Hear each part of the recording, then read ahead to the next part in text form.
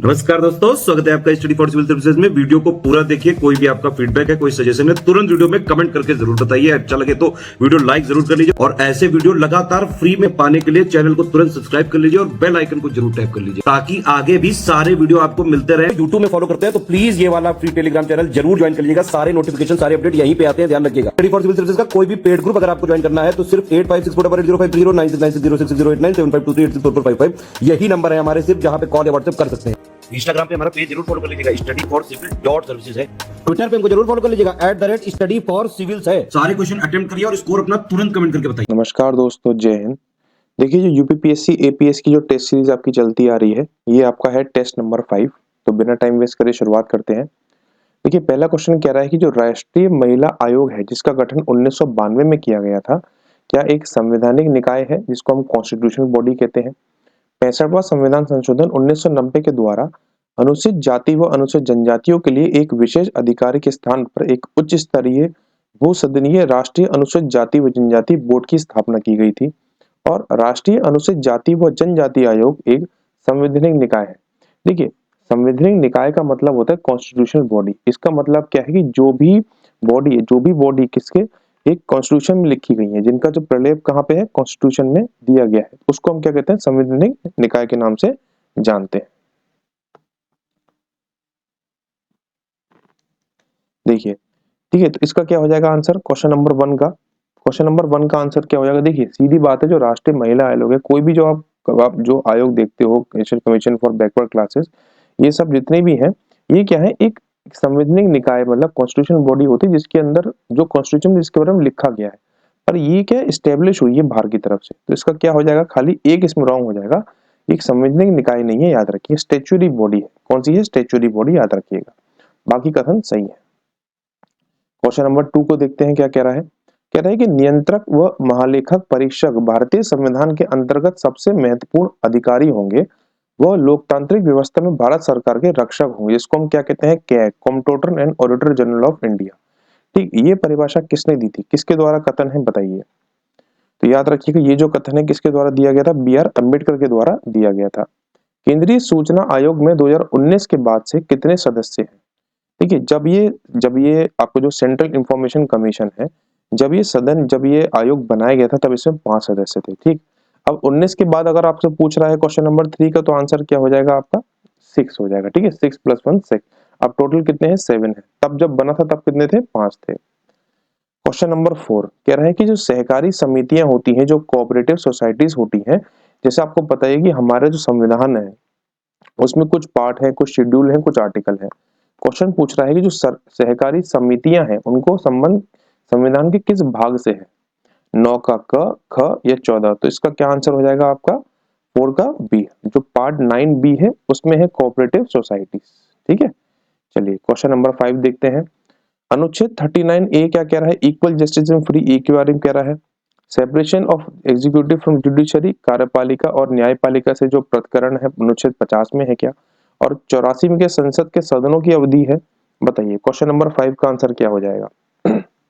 देखिए, question number 5 का answer हो जाएगा क्या आपका, पहला वाला सही है, दूसरा सही है, केवल तीसरा असत्य है। क्योंकि जो 84 है उसमें क्या दिया हुआ है, अर्हता दिया हुआ है, जो क्वालिफिकेशन होगी, जो संसद की जो होगी आपकी, जो आपकी क्वालिफिकेशन होगी संसद की, वो किसमें दी हुई है, 84 में दी हुई है, qualification of member of house of parliament. Question number 6 की तरफ देखते हैं, क्या कह रहा है। देखिए, आपको यहाँ मैच द कॉलम है, सूची 1 से। फोनोग्राफ क्या है, फोनोमीटर क्या है, फोटोमीटर क्या है, फोटो टेलीग्राफ क्या है।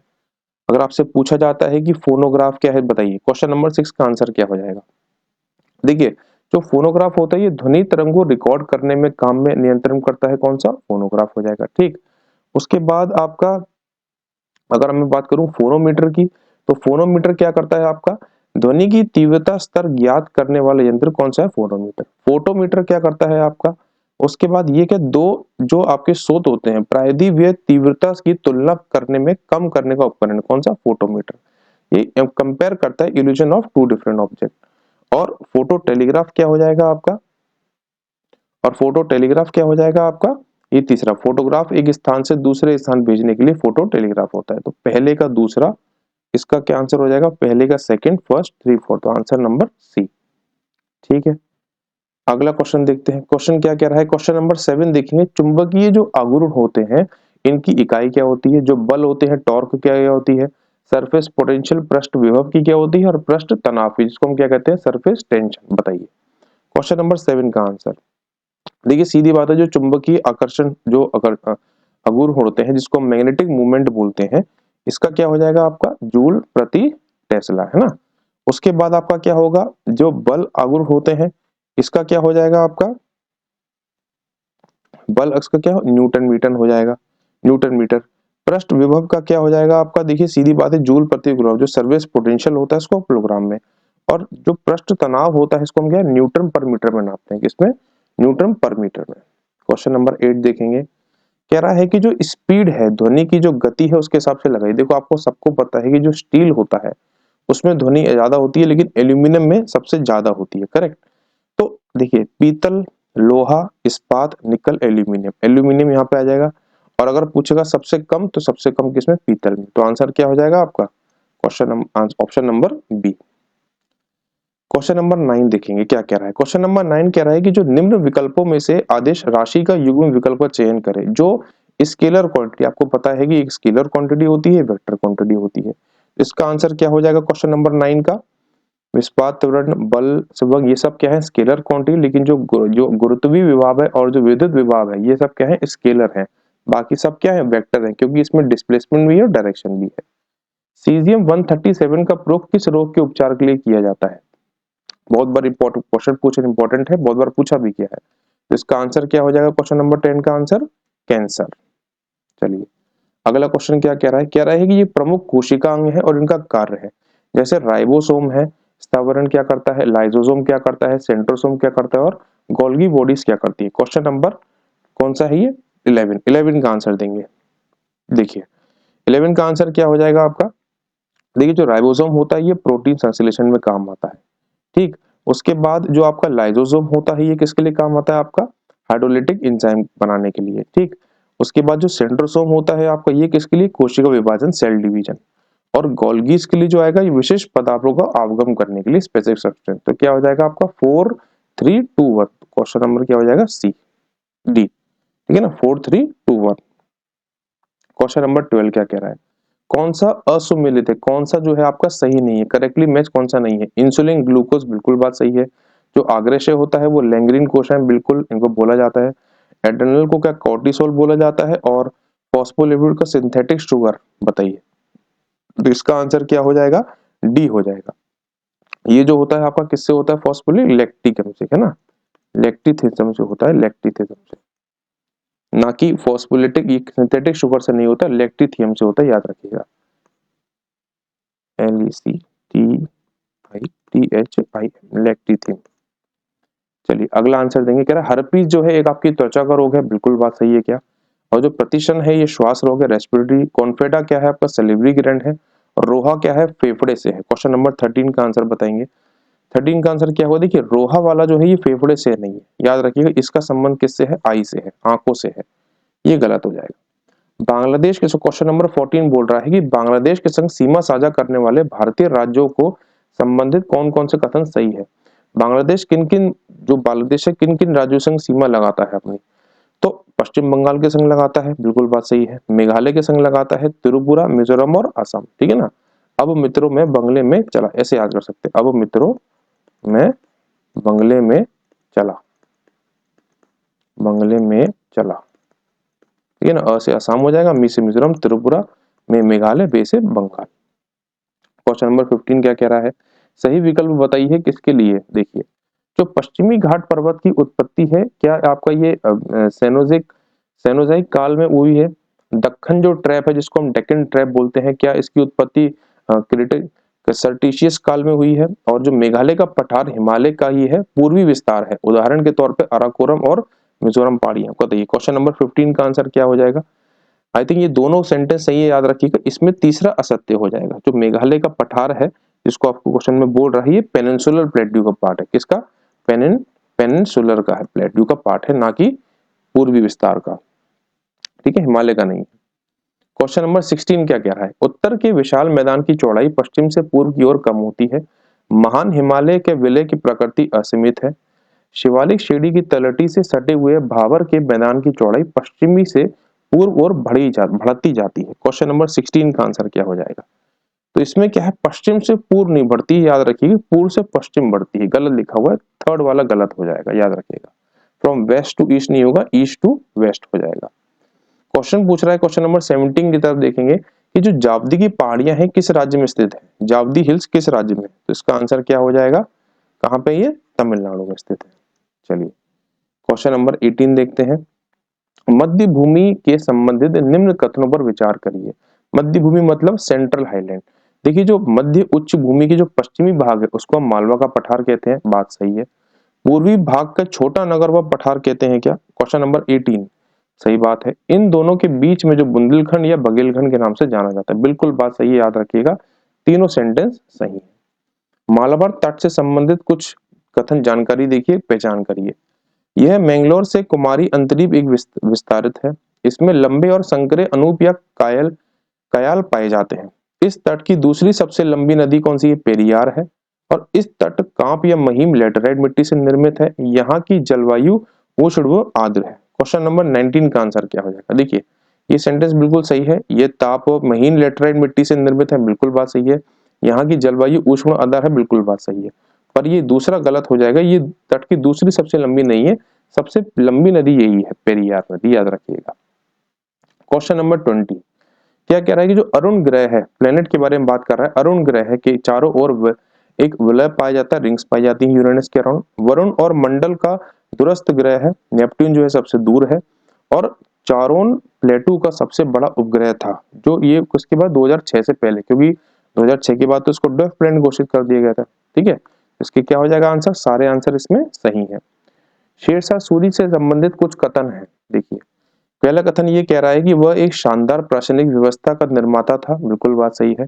हालांकि वह एक शासक के रूप में उसके गुण युद्ध के मैदान पर उसकी जीत से अधिक उल्लेखनीय नहीं थे। नहीं थे। तो आंसर सिर्फ क्या हो जाएगा? 21 का आंसर क्या हो जाएगा? ए। तो खाली इसमें एक ही सही है, शेरशाह सूरी, याद होगा हुमायूं के संग इन्होंने बैटल लड़े थे। क्वेश्चन नंबर 22 कह रहा है कि प्रश्न, हिंदुस्तानी संगीत से एक महान विभूति नहीं थे? राजा मानसिंह तोमर, आपके तानसेन जी, सरदन अदारंग हो गए और माल गुजरी। इसका आंसर क्या हो जाएगा क्वेश्चन नंबर 22 का? माल गुजरी। ठीक है, उसके बाद क्वेश्चन नंबर 23 देखिए, अब पूछ रहा है कि जो द्वितीय एंग्लो मैसूर युद्ध हुआ था उसका वो वर्ष कौन सा है? द्वितीय अंग्लो फ्रांसीसी युद्ध का वर्ष कौन सा है? देखिए सीधी बात है, द्वितीय एंग्लो मैसूर सबको पता है 80 से 84 के बीच में हुआ था। ठीक, एंग्लो फ्रांसीसी वाला 50 से 54 के बीच में हुआ था। उसके बाद आपका क्या है, आपका द्वितीय एंगल मराठा 1803 पास में हो जाएगा, और द्वितीय एंगल अफगान वाला 78 से 80। तो पहले का सेकंड, सेकंड का क्या हो जाएगा आपका? Fourth, first fourth. तो क्या हो जाएगा आंसर? Option number B. निम्न विकल्प में सही विकल्प की पहचान करिए। उत्तर प्रदेश सरकार द्वारा काकोरी कांड का नाम बदलकर काकोरी ट्रेन एक्शन कर दिया गया, क्या बात सही है? क्वेश्चन नंबर 24, इस घटना को 9 अगस्त 1925 को गोरखपुर के पास, गोरखपुर नहीं आएगा, याद रखिएगा, गोरखपुर नहीं आएगा, क्या आंसर आएगा इसका? लखनऊ के पास, ये लखनऊ के पास की घटना है। और इसी इंसिडेंट से, इस घटना के कारण रामप्रसाद बिस्मिल, बिल्कुल सही बात है, अशफाकुल्लाह खान, बिल्कुल, और रोशन सिंह को 29 दिसंबर नहीं आएगा, याद रखिएगा, कब दी गई थी? 19 दिसंबर को फांसी दी गई थी। तो कौन सा सत्य हो जाएगा? खाली एक सत्य, ऑप्शन नंबर डी। अगला, निम्न में से कौन सा भारत आने वाला यात्री पुर्तगाल का निवासी नहीं था? क्वेश्चन पूछ रहा है नहीं था। तो ये जो बारबोसा था ये भी थे, डोमिंगो पीस भी थे, और फर्नोमुजी थे। ये जो पीटर मुंडी जो थी आपकी कहां से थी? ये पुर्तगाल से नहीं थे। निम्नलिखित में से किसे गुरु नानक ने अपना उत्तराधिकारी घोषित किया था? आपको पता ही होगा, बहुत फेमस क्वेश्चन है, बहुत बार आता भी रहता है। इसका आंसर क्या हो जाएगा आपका? लहना। किसे? लहना से। पूर्व मध्यकालीन समय में निम्न में से किस क्षेत्र को जोज भक्ति के नाम से जाना जाता था? जोज भक्ति नाम से। तो देखिए एक उसमें कंफ्यूजन किसमें होता है? इसमें और इसमें कंफ्यूजन होता है। क्वेश्चन नंबर 27, तो याद रखिएगा बुंदेलखंड आंसर होगा, बघेलखंड नहीं होगा। किसको? जोजक भुक्ति के नाम से। ठीक है, जोजक भुक्ति क्या है? बुंदेलखंड है। अर्जुन पुरस्कार की शुरुआत किस वर्ष की गई थी? मैं फिर आपको बता रहा हूं, जैसे देखो जो हम लोग जो टेस्ट करवा रहे हैं इसमें सब कुछ हमने कवर करने की कोशिश करी है, जितने भी क्वेश्चन बन सकते। जैसे पिछले टेस्ट में आपको किससे क्वेश्चन मिला था? राजीव गांधी खेल रत्न अवार्ड और मेजर ध्यानचंद अवार्ड। इस टेस्ट में क्या है? अर्जुन पुरस्कार की शुरुआत पूछ रहा है। क्या आंसर हो जाएगा इसका? 61 में, 1961 में। 7वीं एशियाई हॉकी चैंपियनशिप ट्रॉफी के उप विजेता कौन है? Question number 29। देखिए इंडिया ने जीता था, किसको हराया था आपको? मलेशिया को। देश की पहली ई स्पोर्ट्स एकेडमी कहाँ खुलने की बात करी गई है, कहाँ शुरू हो गई थी? तो क्या आंसर हो जाएगा इसका? अपने मामा जी के शहर में, मध्य प्रदेश। क्वेश्चन नंबर 31 क्या है? एफसीआरबी की फुल फॉर्म क्या? फाइनेंशियल कंपनीज रेगुलेशन बिल है। एफईडीआई की foreign exchange dealer association of India है। जीडीपी क्या है? ग्रॉस डोमेस्टिक प्रोडक्ट है। तो क्या आंसर हो जाएगा बिल्कुल इसका? सभी क्या है इसमें? सत्य है। जीआईएस की फुल फॉर्म क्या है? Geographic information system.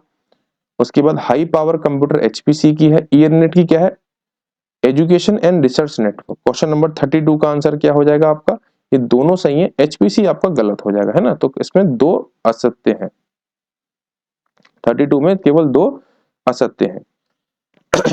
देखिए जो 32 क्वेश्चन नंबर 32 है, इसमें एचपीसी जो आ रहा है इसका क्या आएगा? High high high performance computing, ये फुल फॉर्म हो जाएगी, याद रखिएगा। हाई परफॉर्मेंस कंप्यूटिंग इसका आंसर हो जाएगा। क्वेश्चन नंबर 33 एनएसडीजी की फुल फॉर्म क्या है? क्वेश्चन नंबर 33 का answer national e governance services daily delivery gateway, याद रखिएगा। National e governance services delivery gateway. किस राज्य सरकार ने अपने यहाँ के पात्र ट्रांसजेंडरों के लिए सार्वभौमिक पेंशन योजना जिसमें प्रतिमाह 1000 रुपए दिए जाएंगे की शुरुआत की है? किस राज्य सरकार ने? Question number 34। इसका आंसर क्या हो जाएगा? देखिए जहां पे थोड़ा सा ट्रांसजेंडर और जनजाति के बारे में बात हो तो कोशिश करिएगा झारखंड और उड़ीसा का कोई, ठीक है। इसका आंसर क्या हो जाएगा? झारखंड। 2023 में G20 की अध्यक्षता के तहत कई सम्मेलन आयोजित किए गए थे, बिल्कुल बात सही है। इसी क्रम में यूथ 20 का आयोजन किस शहर में किया गया था? क्वेश्चन नंबर 35 बताइए। तो यूथ 20 जो कांग्रेस हुई थी आपकी, जो मीटिंग हुई थी G20 की, कहां पे हुई थी आपकी? वाराणसी में। 42वें जो एशियान शिखर सम्मेलन है, इसका आयोजन जकार्ता में हुआ था 5 से 7 सितंबर 2023 को। इंडिया मेडटेक एक्सपो 2023 का आयोजन आपका कहां पे? गुमला झारखंड में हुआ है। अंतरराष्ट्रीय एरोस्पेस का जो आपका हुआ है गांधीनगर में हुआ है। क्वेश्चन नंबर 36 का आंसर बताएंगे। तो सभी क्या है इसमें आपके? असत्य हो जाएंगे, याद रखिएगा। सभी क्या है इसमें? गलत है। इंडिया स्मार्ट सिटीज कॉन्क्लेव कहां पे आयोजन हुआ? Question number 37 India smart cities enclave कहां पे आयोजन हुआ था? तो इसका आंसर क्या हो जाएगा आपका? इसका आंसर हो जाएगा आपका इंदौर, ठीक है। बताइए केंद्र सरकार ने अवैध खनन पर अंकुश लगाने के लिए उद्देश्य से किस मोबाइल ऐप को लॉन्च किया था? बताइए। क्वेश्चन नंबर 38 का आंसर बताएंगे। तो याद रखिएगा इलीगल माइनिंग के लिए जो ऐप लॉन्च किया उसका नाम क्या है? खनन प्रहरी।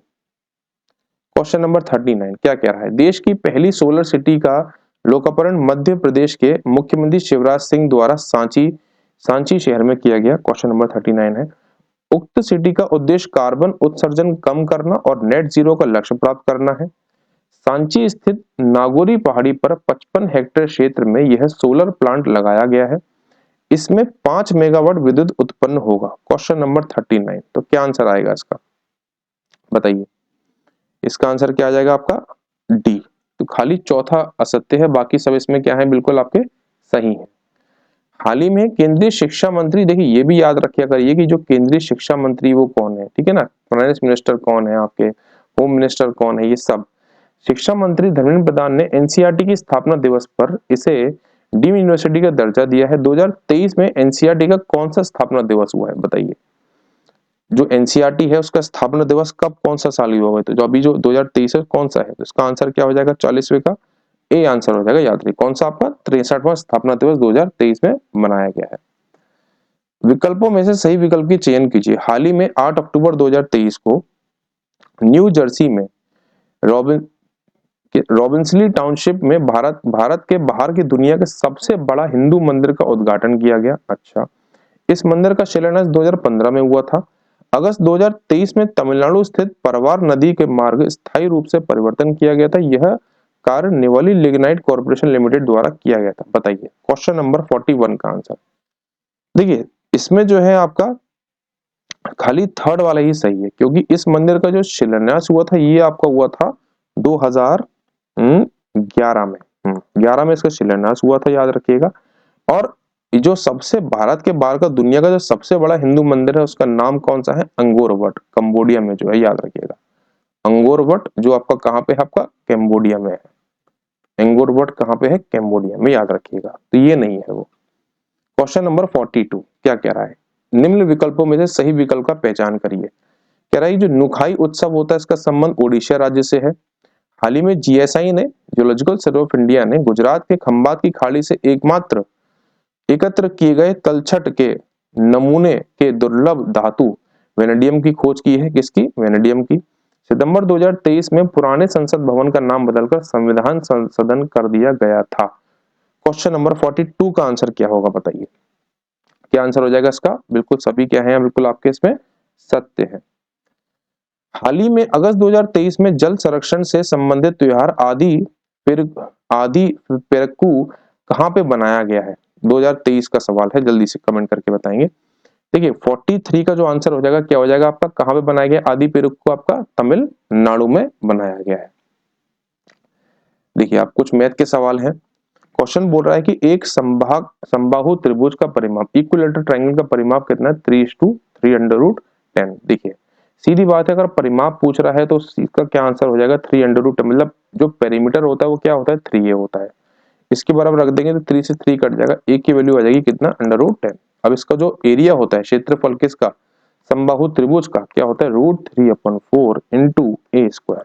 ठीक, √3/4 इंटू √10 इंटू √10। 10 को 10 को मल्टीप्लाई करेंगे तो कितना आ जाएगा? 10 √3/4। तो इसका आंसर क्या आ जाएगा? 10 √3/4 करेंगे तो इसका आंसर आएगा 5 √3/2। क्या आंसर आएगा? 5 √3/2 आंसर हो जाएगा। ठीक है ना, 5 √3/2। तो जो एरिया होता है इक्विलेटरल ट्रायंगल का, याद रखिए समबाहु त्रिभुज का क्या होता है? √3/4 इंटू a स्क्वायर। कह रहा है कि value of one side of a cube, कह रहा है कि एक घन की एक भुजा का माप कितना है? √4 है। इस घन की पृष्ठीय क्षेत्रफल निकालिए। पृष्ठीय क्षेत्रफल मतलब कर्व सरफेस एरिया। देखिए √4 दे रखा है आपको, ठीक है। अगर मैं पूछूं आपका एरिया जो इसका हो जाएगा, टोटल एरिया कितना हो जाएगा इसका? √4 इंटू √4 a स्क्वायर वाला।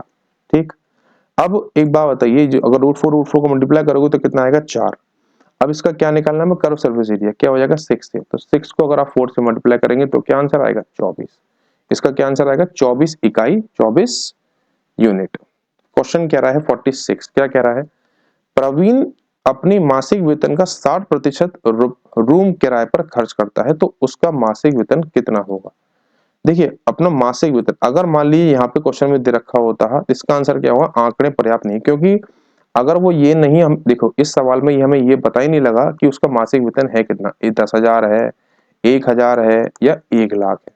अगर मान लीजिए हमें वो क्वेश्चन में दे देता प्रश्न में कि प्रवीण का मासिक वेतन 1,00,000 है या 50,000 है या 30,000 है और 60% वो रूम का किराया खर्च कर देते, तो हम उसका बता देते मासिक वेतन कितना था या कितना बचा सकता था।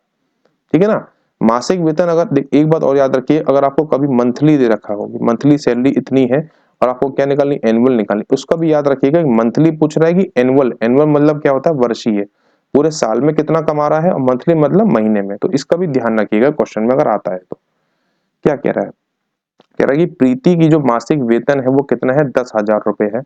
वह अपनी बहन के साथ गुरुग्राम के एक शॉपिंग मॉल में 4,000 रुपए की खरीदारी करती है। बिल्कुल बात सही, गुरुग्राम में शॉपिंग मॉल है तो 4,000 की खरीदारी तो बनती है।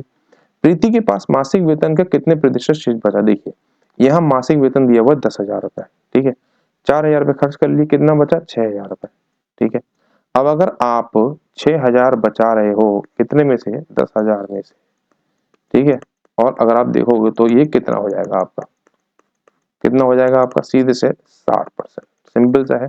देखिए 6,000 आपने बचाया, टोटल आपकी कितनी थी? 10,000 ही तो थी। 10,000 क्या है उसकी? ये आपकी क्या है? मासिक वेतन है। ये क्या है? बचत है। खर्च कितना किया था? 4,000 रुपए खर्च किया था। तो ऐसे करके ऊपर वाले सवाल में क्या था? मासिक वेतन उसकी दी ही नहीं हुई थी, कितनी उसकी मासिक वेतन है। और एक बात फिर से बता दूं, याद रखिएगा, मंथली पूछ रहा है क्वेश्चन में देखिएगा, या क्या पूछ रहा है आपसे? एनुअली पूछ रहा है। दोनों में बहुत फर्क है। अगर एनुअली पूछे तो 12 से मल्टीप्लाई करना मत भूलिएगा। क्वेश्चन नंबर 48 क्या कह रहा है? देखिए फाइंड द वैल्यू कह रहा है 4 - 3 2 की पावर 6 इंटू x की पावर 2 इंटू 5 की पावर 7। देखिए 4 की पावर -3 है तो 1 अपॉन क्या हो जाएगा? 4 की पावर 3। ठीक है, इंटू 2 की पावर हो जाएगा 6 इंटू एक्स स्क्वायर हो जाएगा इंटू 5 की पावर 7 इक्वल टू एक्स। देखो 5 की पावर 7 और 5 की पावर 7 ये तो कट जाएगा, और 4 की पावर -2 है तो 1/4 2। 4 की पावर 3 है तो कितना हो जाएगा, 4 6 16 64 into 2 into 2 into 2 into 2 into 2 into 2 1 2 3 4 5 6 equals to 1 कितना 16। ठीक, और यहाँ पे क्या आएगा आपका x आ जाएगा इंटू एक्स, यहाँ पे x आ जाएगा इंटू एक्स। तो अगर आप इसको 2 से काटोगे 32 फिर 16 16 16 तो कितने बचे, 2 2 जा 4 4 2 जा 8 और 8 2 जा क्या बचेगा 16। देखिए है ना, 6 2 की पावर 6 था तो 2 उधर से कट गया था तो कितना बचेगा आपका 16 बचेगा। आप करके देख लीजिएगा, इसका आंसर क्या आएगा आपका 16 ही आएगा। अगला क्वेश्चन क्या कह रहे हैं, किस क्रांतिकारी लेखक के द्वारा नील दर्पण पुस्तक की रचना की गई है। देखिए नील दर्पण जो आपकी किताब है वो किसके द्वारा लिखी गई है, क्वेश्चन नंबर 49। बताइए, रविन्द्रनाथ टैगोर, दीन बंधु मिश्रा, दयानंद सरस्वती या आपका none of this. Question number 49 क्या आंसर हो जाएगा इसका, दीन बंधु मिश्र के द्वारा। आखिरी क्वेश्चन क्या है कि जो प्रियजन डायरी पुस्तक के रचनाकार कौन है, प्रियजन डायरी के पुस्तक के रचनाकार या आपके ऑथर कौन है बताइए। राम मनोहर लोहिया जी हैं, जयप्रकाश नारायण साहब हैं, जवाहरलाल नेहरू जी हैं या भारतेंदु हरिश्चंद्र है। इसका आंसर क्या हो जाएगा आपका, जयप्रकाश नारायण साहब, याद रखिएगा। ठीक है, तो ये थी हमारी टेस्ट नंबर 5। ठीक है, सबका बहुत बहुत शुक्रिया, थैंक यू सो मच।